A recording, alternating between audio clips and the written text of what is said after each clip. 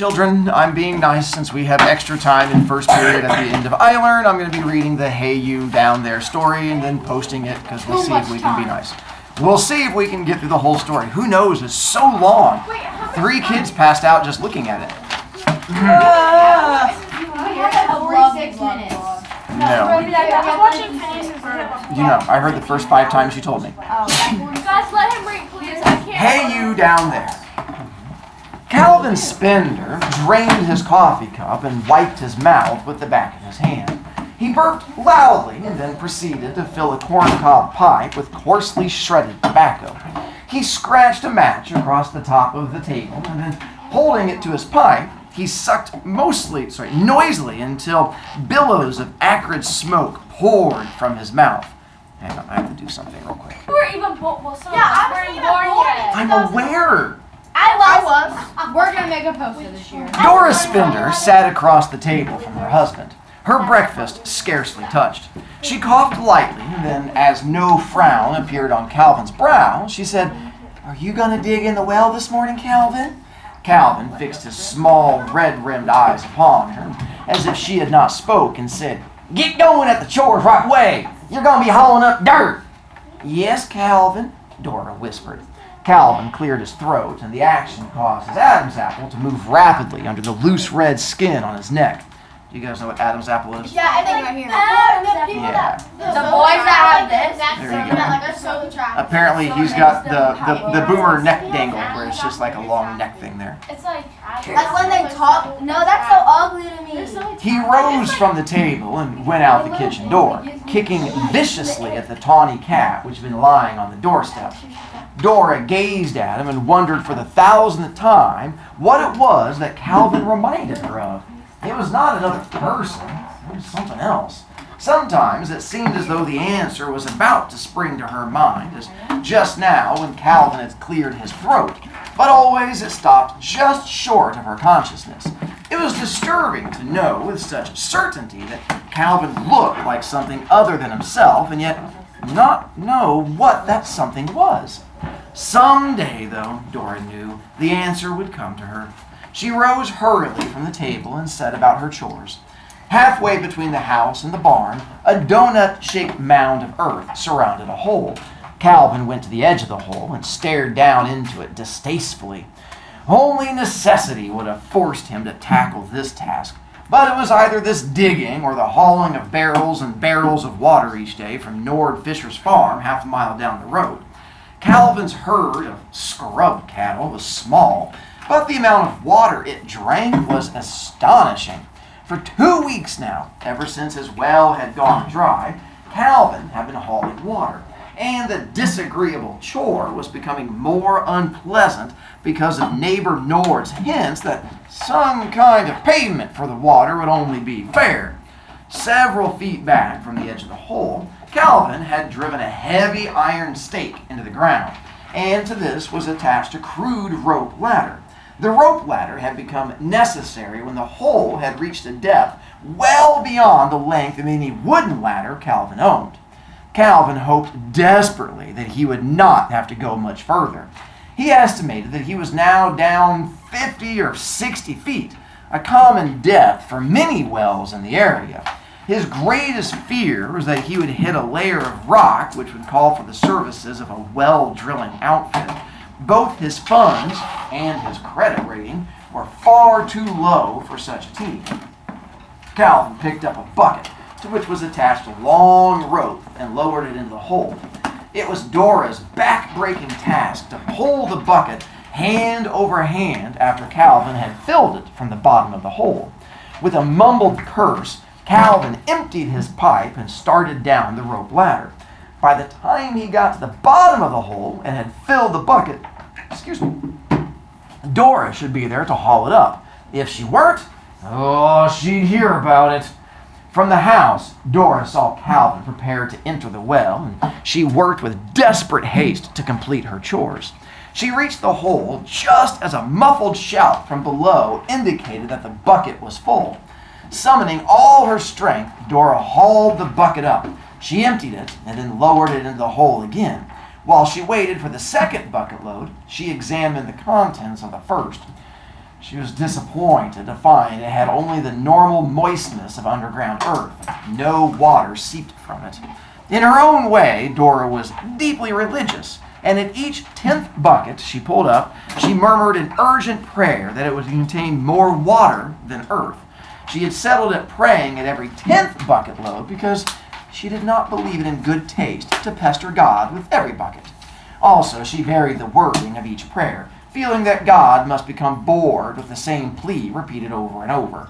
On this particular morning, as she lowered the bucket for its 10th loading, she prayed, "Please, God, let something happen this time. Let something really and truly happen so I won't have to haul up any more dirt." Something happened almost immediately. As the rope slackened in her hands, indicating that the bucket had reached the bottom, a scream of sheer terror came up from the hole, and the rope ladder jerked violently. Whimpering sounds of mortal fear sounded faintly, and the ladder grew taut with heavy strain. Dora fell to her knees and peered down into the darkness. "Calvin, you all right? What is it?" Then, with startling suddenness, Calvin appeared. At first, Dora wasn't even sure it was Calvin. The usual redness of his face was gone. Now, it was a yellowish green. He was trembling violently and had trouble breathing. Must have been a heart attack, Dora thought, and tried hard to control the surge of joy that came over her. So what does that tell you about her thoughts? That they have a toxic relationship. They have a very toxic relationship. Because as soon as she thought that he might die, she was like, "Oh, he's alive." He's not a good man. Calvin lay upon the ground, panting. Finally, he gained control of himself. Under ordinary circumstances, Calvin did not converse with Dora, but now he seemed eager to talk. "You know what happened down there?" he said in a shaky voice. "You know what happened? Complete bone drop right up the hole. All of a sudden it went, and there I was, standing on nothing but air. If I hadn't grabbed a hold of that last rung of the ladder, why, the hole must be 1,000 feet the way the bottom dropped out of it." Calvin babbled on, but Dora didn't listen. She was amazed at the remarkable way in which her prayer had been answered. If the hole had no more bottom, there's no more dirt to haul up. When Calvin had regained his strength, he crept to the edge of the hole and peered down. "What are you going to do, Calvin?" Dora asked timidly. "Do? I'm going to find out how far down that hole goes. Get the flashlight from the kitchen." Dora hurried off. When she returned, Calvin had a large ball of binder twine he had brought from the tool shed. He tied the flashlight securely to the end of the line, switched it on, and lowered it into the hole. He paid out the line for about 100 feet and then stopped. The light was only a feeble glimmer down below and revealed nothing. Calvin lowered the light another 100 feet, and this time it was only a twinkling speck as it swung at the end of the line. Calvin released another long length of twine, and another, and now the light was no longer visible, and the large ball of twine had shrunk to a small tangle. "Almost a full 1,000 feet!" he whispered in awe. "And no bottom yet! I might as well pull it up!" But the line did not come up with Calvin's pull. It stretched, grew taut, but it did not yield to his tugging. "Might be caught on something," Calvin muttered, and gave the line a sharp jerk. In reply, there was a downward jerk that almost tore the line from his hands. "Hey! The line! It jerked!" "But Calvin, don't you Calvin me! I tell you, there's something on the end of this line!" He gave another tug, and again, the line was almost pulled from his hands. He tied the line to the stake and sat down to ponder the matter.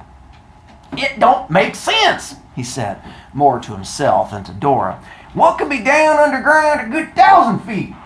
Tentatively, he reached and pulled lightly on the line. This time, there was no response, and rapidly he began hauling it up. When the end of the line came into view, there was a small white pouch of a leather-like substance. Calvin opened the pouch with trembling fingers and shook into his palm a bar of yellow metal and a folded piece of parchment. The bar of metal was not large, but it seemed heavy for its size. Calvin got out his jackknife and scratched the point of the blade across the metal. The knife blade bit into it easily. gold, said Calvin, his voice shaky. Must be a whole pound of it. And just for a measly flashlight, they must be crazy down there. He thrust the gold bar into his pocket and opened the small piece of parchment. One side was closely covered with a fine writing. Calvin turned it this way and that and then tossed it onto the ground. Foreigners, he said. No wonder they ain't got any sense. But it's plain they need flashlights. But Calvin, how could they get down there? There aren't any mines in this part of the country. Ain't you ever heard of them secret government projects? Asked Calvin scornfully. This must be one of them. Now I'm going to town to get me a load of flashlights. They must need 'em bad. Now mind you watch that hole good. Don't you let no one go near it. Calvin strode to the battered truck, which was standing near the barn, and a minute later was rattling down the highway towards Harmony Junction. Dora picked up a bit of parchment, which Calvin had thrown away. She could make nothing of the writing on it. It was all very strange. If it were some secret government undertaking, why would foreigners be taking part? And why would they need flashlights so urgently as to pay a fortune for one? Suddenly it occurred to her that possibly the people down below didn't know there were English-speaking people up above. So she hurried into the house and rummaged through Calvin's rickety desk for a paper and pencil. In her search, she found a small, ragged dictionary. She took this with her to the kitchen table. Spelling didn't come easily to Dora. Her note was a series of questions. Why were they down there? Who were they? Why did they pay so much for an old flashlight? As she started for the well, it occurred to her that possibly the people down there might be hungry. She went back to the kitchen and wrapped a loaf of bread and a fair-sized piece of ham in a clean dish towel. She added a P.S. to her note, apologizing for the fact that she had nothing better to offer them. Then the thought came to her that since the people down below were obviously foreigners and possibly not too well versed in English, the small dictionary might be of help to them in answering her note. She wrapped the dictionary with the food and the towel. It took Dora a long time to lower the bucket, but finally the twine grew slack in her hands and she knew the bucket had reached the bottom. She waited for a few moments and then tugged the line gently. The line held firm below. Dora seated herself on the mound of earth to wait. The warm sunlight felt good on her back, and it was pleasant to sit and do nothing. She had no fear that Calvin would return soon. She knew that nothing on earth, or under it, could keep Calvin from visiting a number of bars once he was in town, and that with each tavern visited, time would become more and more meaningless to him. She doubted he'd return before morning. After half an hour, Dora gave the line a questioning tug, but it did not yield. She didn't mind. It was seldom that she had time to idle away. Usually when Calvin went to town, he burdened her with chores that were to be done during his absence, coupling each order with a threat of what awaited her should his instructions not be carried out. Dora waited another half hour before tugging at the line again. This time, there was a sharp answering jerk, and Dora began hauling the bucket upward. It seemed much heavier now, and twice she had to pause for a rest. When the bucket reached the surface, she saw why it was heavier. My goodness, she murmured as she viewed the dozen or so yellow metal bars in the bucket. Well, they must be real hungry down there. A sheet of the strange parchment was also in the bucket. Dora picked it out and expecting to see the strange writing of the first note. Well, I declare, she said, when she saw that the note was in English. It was in the same print as the dictionary, and each letter had been made with meticulous care. She read the note slowly, shaping each word with her lips as she read. Your language is barbaric, but the crude code book you sent down made it easy for our scholars to decipher it. We, too, wonder about you. How have you overcome the problem of living in the deadly light? Our legends tell of a race dwelling on the surface, but intelligent reasoning has made us ridicule these old tales until now. We would still doubt that you are surface dwellers, except for the fact that our instruments show without question that the opening above us leads to the deadly light. The clumsy death ray which you sent us indicates that your scientific development is very low. Other than as an object from another race, it has no value to us. We sent gold as a courtesy payment only.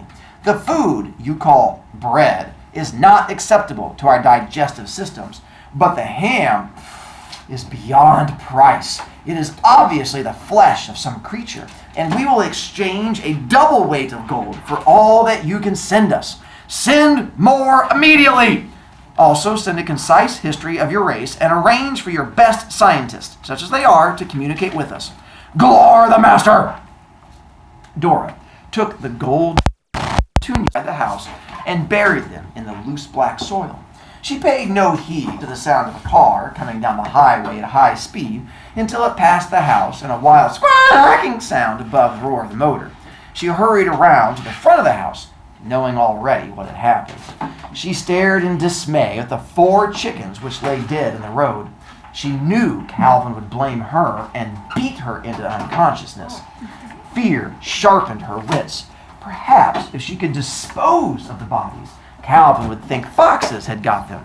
Hastily, she gathered up the dead chickens and feathers which scattered about. When she was finished, there was no evidence of the disaster. She carried the chickens to the back of the house, wondering how she could best dispose of them. Suddenly, as she glanced towards the hole, the answer came to her.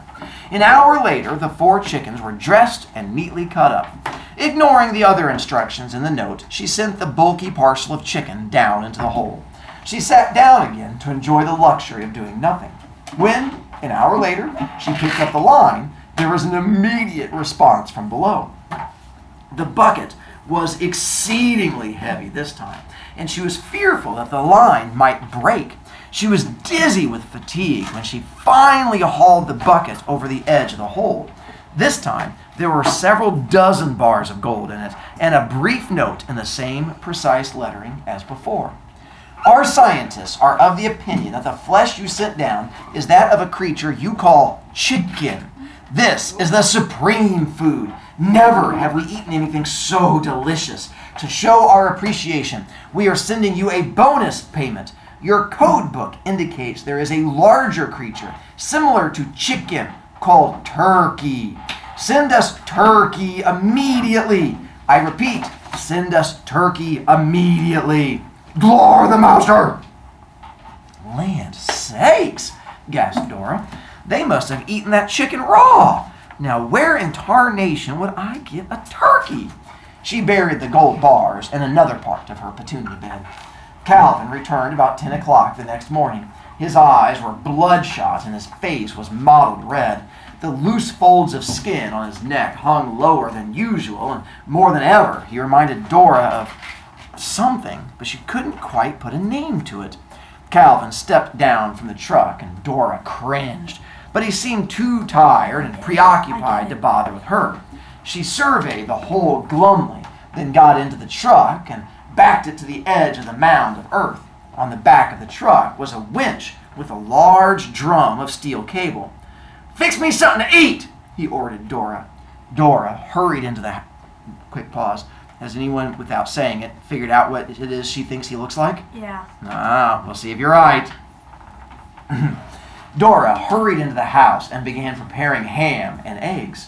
Each moment she expected Calvin to come in and demand to know, with a few blows, what was holding up his meal.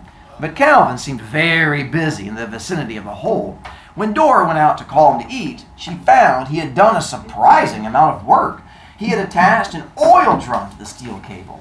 This hung over a heavy steel rod which rested across the hole. Stakes driven into the ground on each side of the hole held the rod in place.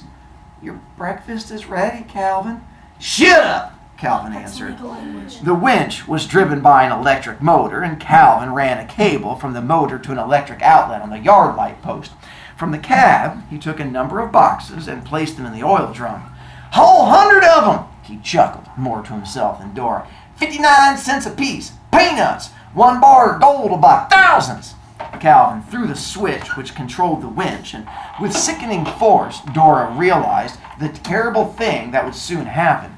The creatures down below had no use or regard for flashlights. Down went the oil drum, the cable screeching shrilly as it passed over the rod above the hole. Calvin got an oil can from the truck and applied oil generously to the rod and cable. In a very short while, the cable went slack and Calvin stopped the winch. "I'll give him an hour to load up the gold," he said, and went to the kitchen for his delayed breakfast. Dora was almost numb with fear. What would happen when the flashlights came back up with an insulting note in English was too horrible to contemplate. Calvin would learn about the gold she received and very likely kill her. Calvin ate his breakfast leisurely. Dora busied herself with household tasks, trying with all her might to cast out of her mind the terrible thing which was soon to happen. Finally, Calvin glanced at the wall clock, yawned widely, and tapped out his pipe. Ignoring Dora, he went out to the hole. In spite of her terrible fear, Dora could not resist following him. It was as if some power outside herself forced her to go. The winch was already reeling the cable when she got to the hole. It seemed only seconds before the oil drum was up. The grin on Calvin's face was broad as he reached out over the hole and dragged the drum to the edge. A look of utter disbelief replaced the grin as he looked into it. His Adam apple seemed to vibrate under his red-skinned throat, and once again, part of Dora's mind tried to recall what it was that Calvin reminded her of. Calvin was making flat bawling sounds like a lost calf. He hauled the drum out of the hole and dumped its contents onto the ground. The flashlights, many of them dented and with lenses broken, made a sizable pile. With a tremendous kick, Calvin sent flashlights flying in all directions. One, with a note attached, landed at Dora's feet. Either Calvin was so blinded by rage that he didn't see it, or he assumed it was written in the same unreadable script as the first note. "You down there!" he screamed into the hole. "You filthy swine! I'll fix you! I'll make you sorry you ever double-crossed me! Well, I'll... He dashed for the house, and Dora hastily snatched up the note. "You are even more stupid than we thought! Your clumsy death rays are useless to us! We informed you of this! We want turkey! Send us turkey immediately! Glory the master!" She crumpled the note quickly as Calvin came from the house with his double-barreled shotgun. For a moment, Dora thought that he knew everything and was about to kill her.